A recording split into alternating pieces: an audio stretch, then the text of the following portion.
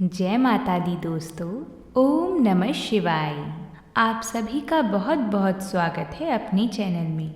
आज हम सभी भौम प्रदोष व्रत की कथा सुनेंगे। सूत जी महाराज भौम प्रदोष व्रत की कथा सुनाते हुए सभी ऋषियों को कहते हैं कि एक नगर में एक बूढ़ी महिला निवास करती थी। उसके एक पुत्र था जिसका नाम था मंगलिया। बूढ़ी माता की हनुमान जी में गहरी आस्था थी। वो प्रत्येक मंगलवार को नियम पूर्वक व्रत रखकर हनुमान जी की आराधना करती थी। उस दिन वह ना तो घर लीपती थी और ना ही मिट्टी को खोदती थी, क्योंकि मिट्टी लीपने और मिट्टी को खोदते वक्त मिट्टी में कई ऐसे जीव होते हैं जो हमारे हाथों से जाने अनजाने मर जाते हैं। और अगर हम व्रत के दिन आंगन में मिट्टी लीपना या मिट्टी खोदते हैं तो हो सकता है कि किसी जीव को हमारे हाथों चोट पहुंच जाए और ऐसा होने से व्रत का फल नहीं मिल पाएगा। इसलिए बूढ़ी अम्मा जिस दिन व्रत रखती थी उस दिन मिट्टी से जुड़े कोई भी काम नहीं करती थी। बूढ़ी माता को व्रत करते हुए बहुत समय बीत गया था। जब बहुत समय तक भक्त का नियम बिना किसी विघ्न के पूरा होता रहता है, वो नियम पूर्वक ही व्रत करता है, तो स्वयं भगवान ही उनकी इस नियम की निष्ठा देखने के लिए परीक्षा लेने लगते हैं। जैसे इस कथा में हुआ, जब बहुत समय तक बूढ़ी माता नियम पूर्वक व्रत करती तो एक बार हनुमान जी ने उसकी श्रद्धा की परीक्षा लेने की सोची। तब हनुमान जी एक साधु का वेश धारण करके उसके घर के पास पहुंच गए और उसके घर के सामने पुकारने लगे, क्या कोई है इस घर में जो हनुमान भक्त हो और हमारी इच्छा पूर्ण करे। पुकार सुनकर वृद्धा महिला बाहर आई और वो बोली, हाँ जी महाराज, आओ आओ पधारो। साधु वेश में हनुमान जी बोले, माता मैं भूखा हूँ, भोजन करूँगा।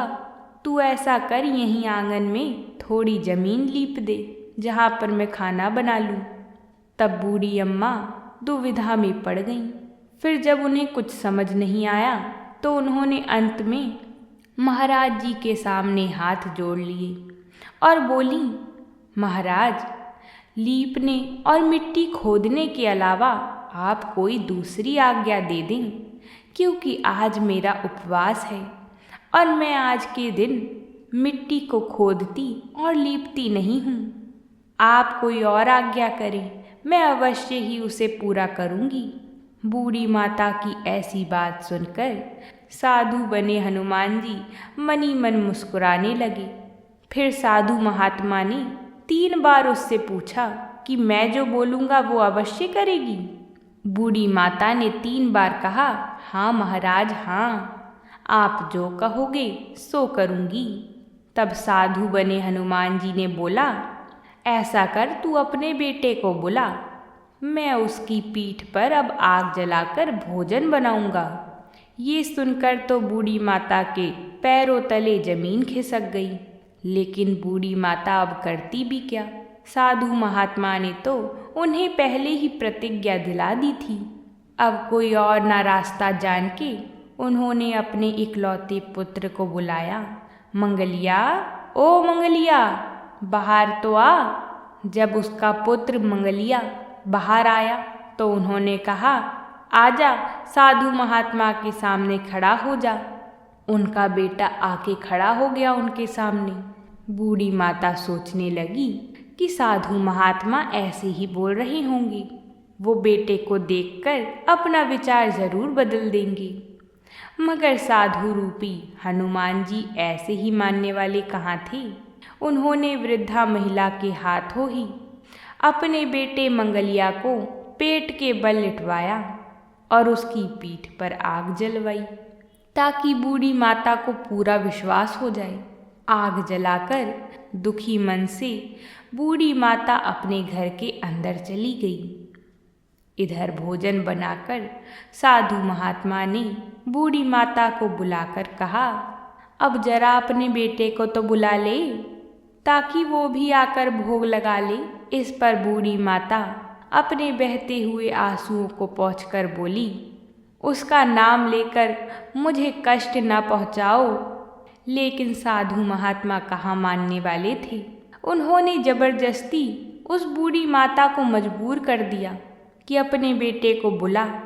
तब बूढ़ी माता ने अपने बेटे को उसके नाम से आवाज़ लगाई, मंगलिया, ओ मंगलिया।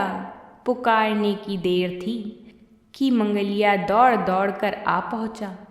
अपने बेटे मंगलिया को जीवित देखकर बूढ़ी माता को बहुत ही खुशी मिली। वो साधु महात्मा के चरणों में गिर पड़ी और तभी हनुमान जी बने साधु महात्मा अपने वास्तविक रूप में प्रकट हो गए। हनुमान जी को अपने घर में देखकर बूढ़ी माता उनके चरणों में गिरकर अपने आंसुओं से उनके पैरों को धोने लगी।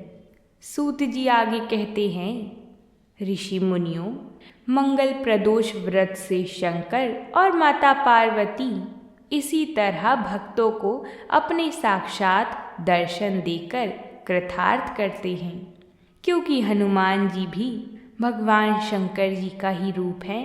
इसलिए मंगलवार को हनुमान जी को भी प्रदोष व्रत के दिन पूजा जाता है। बोलिए भक्त वत्सल भगवान शंकर की जय। बोली माता पार्वती की जय। हम उम्मीद करते हैं कि आप सभी को ये कथा पसंद आई होगी। अगर आप सभी को हमारी और कथाएं भी सुननी हैं तो हमारी चैनल को सब्सक्राइब ज़रूर कर लें, जिससे आप सभी को हमारी चैनल पर आई हुई सारी कथाएं समय अनुसार मिल जाएंगी।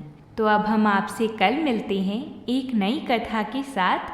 तब तक के लिए प्रेम से बोलिए जय माता दी।